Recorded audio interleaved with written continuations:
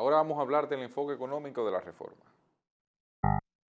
La decisión del presidente Abinader de retirar la reforma fiscal tiene un valor económico, un peso económico importante, sobre todo porque las medidas que de alguna forma podrían subsanar parcialmente el planteamiento hecho tienen un alto costo político, o en su defecto, tienen un alto nivel de eficiencia para ejecutarlas, se requiere de mucha eficiencia y eso toma, digamos que algo que es una de las cosas más valiosas en el mundo, que es el tiempo, y eso el presidente Abinader no lo tiene. Por ejemplo, nosotros en esta reforma íbamos en la búsqueda de unos 140, 130 mil millones de pesos, de los cuales, con lo cual se matizaría un poco el déficit de cerca del 3% del Producto Interno Bruto que República Dominicana tiene en términos presupuestarios para ejercicio de la administración pública. Por lo que, de alguna forma, eso nos impacta directamente en el resultado final obtenido, ya que la ausencia de esa reforma obligará a ser más eficiente, que es muy bueno, en la red eléctrica, donde se pierde una buena parte del dinero, a un punto tal que esas pérdidas se han disparado de 2019 a la fecha en cerca de un 6-7%. Es mucho dinero. De hecho, basta matizar un poco el sector eléctrico para nosotros ahorrarnos la mitad de la reforma que se planteaba. Tendríamos que volver a los niveles de empleomanía de 2019, sacando de ahí los empleados del sector salud y los empleados del sector seguridad, así como los profesores, para, digamos, optimizar los recursos. Aunque el gobierno dice que solamente hay entre un 25 y un 30% de la empleomanía que creció fuera de esos renglones ya citados, pero la realidad es que, según la propia Tesorería de la Seguridad Social, esos casi 100.000 empleados que hay realmente no corresponden en esa proporción a los empleados que están en esos tres nichos: Policía Nacional, cuerpos armados militares, cuerpos de salud y cuerpos educativos. O sea, eso habría que tomarlo en consideración. Y por otro lado, también entonces está la optimización de las inversiones. Hay caminos que el presidente tiene para esta reforma. Ojo, sin la reforma fiscal es sumamente difícil, por no decir imposible, la correcta operatividad de la administración del Estado, sobre todo por un elemento esencial. Ese elemento se trata de algo que es sumamente atendible y necesario, que es el gasto de capital del Estado, que en los últimos años ha alcanzado los peores niveles en mucho tiempo. Entonces, ahora República Dominicana tiene que volver a cumplir con la ley de crédito público, por ejemplo, donde de alguna manera nos encarrilamos, y escuche bien con esto, nos encarrilamos a gastar menos o igual de lo que cobramos de impuestos. Eso de inmediato endereza un poco el barco. Por otro lado, el gobierno tendrá que aplicar los impuestos y mecanismos de recaudación que ya tiene aprobados en leyes que todavía no se ejecutan por alguna razón. Voy a poner un caso. Habrá que ver si tiene el interés de aplicarlo.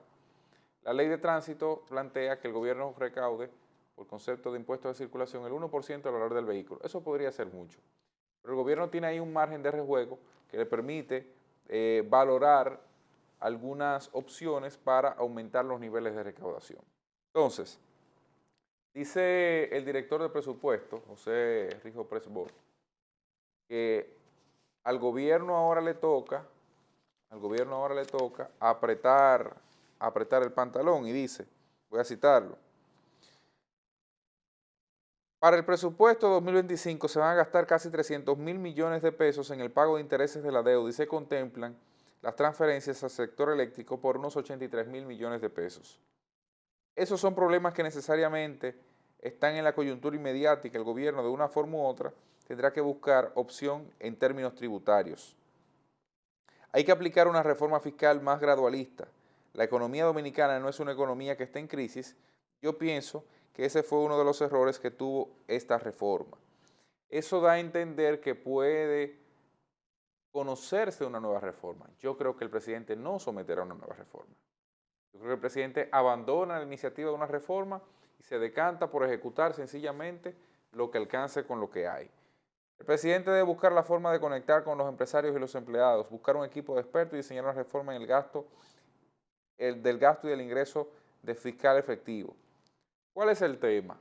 El tema en esencia es que aquí nos abocamos con una reforma económicamente muy cuadrada, bien cuadrada, pero socialmente poco conversada. Y como tal, eso tiene un impacto en la sociedad que no va a digerir una reforma así por así. No lo va a hacer. Y como no lo va a hacer, pues entonces tiene esa situación sobre sus hombros. De manera que plantearse el 3% es casi imposible, es casi imposible. Toca ser eficientes, hay un alto nivel de evasión. Yo creo que si la administración tributaria se pone un poco creativa, logra matizar y conseguir quizás una buena parte de los recursos que el presidente tenía como idea para el desarrollo de algunos proyectos. Ojo, porque de lo que estamos hablando es que aunque República Dominicana tenía una presión encima para lograr recaudar lo suficiente para nivelar sus temas de deuda, resulta que no era, según el equipo económico del gobierno, esa la principal razón que motivaba una reforma, sino la de la realización de proyectos, la de la ejecución práctica de la obra Abinader, vamos a decir así, que en este contexto puede ser sincronizada con las necesidades de la población dominicana. Entonces, habría que ver si esa hipótesis que se planteó el gobierno puede hacerse con menos y segundo, si esa hipótesis que se planteó el gobierno también era tan necesaria, porque a fin de cuentas de lo que estamos hablando también es que el gobierno, que parecía ser bastante grande a principios de la administración, donde rendían tanto los chelitos, según las propias palabras del presidente, parece que eso se consumió en el tiempo y como ocurre luego de cada elección, teníamos que abocarnos a una reforma fiscal para tapar algunos de los hoyos que dejaba la propia escogencia, el propio fruto de la democracia. Entonces, vamos a ver cómo termina esto. Vamos a ver cómo termina esto. Yo creo que lo más conveniente era que se aprobara una reforma fiscal. No la reforma fiscal planteada, insisto. No la reforma fiscal planteada. Había una desconexión de lo que la sociedad vivía con lo que esa reforma fiscal planteaba. Ahora, eso propuesto, si se meditaba mejor y si se arreglaban aspectos que había allí, podía presentarle a la sociedad dominicana muchos aspectos positivos, siempre y cuando se manejaran con eficiencia. Posiblemente ahora el camino a recorrer termine siendo más conveniente para la población por los niveles de eficiencia que obligatoriamente tendrá el Estado que alcanzar y no recorrer el camino fácil como se hizo en esta propuesta.